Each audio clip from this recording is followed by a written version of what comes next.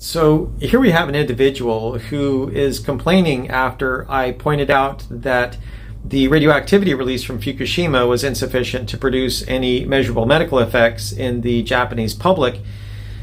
The complaint being that I am being dismissive of the evacuation. And I most sincerely am not wanting to dismiss that. That was huge. That is a huge impact. What I would also like to point out, though, is that that is a very conservative thing. We do that here in the United States.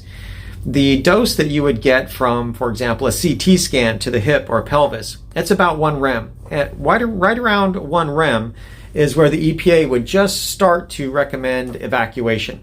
They probably would recommend it by at least 2 rem. If you get 2 rem per year from any kind of radioactivity in the environment, they would recommend evacuation, which is about the same dose that you get from a positron emission tomography scan or a PET scan to the whole body.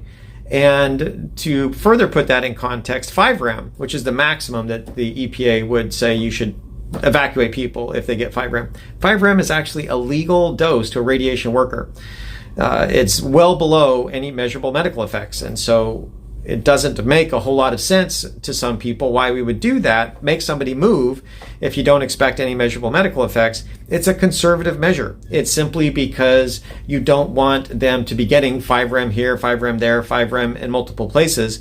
The idea being that if by the time you've gotten upwards of around 20 rem, then you're going to start getting measurable medical effects. And so we want to keep the numbers well below that. So there's not a reason to panic or reason to fear. It's just being conservative. And even at 20 rem, the probability of getting cancer is quite small. It's not until you get up to around 100 rem that it's about a 5% increase over your natural cancer incidence rate for an annual exposure. So these are conservative measures, and yeah, that is a big deal when you have to evacuate. And that's one of the real attractive features of these new small modular reactors.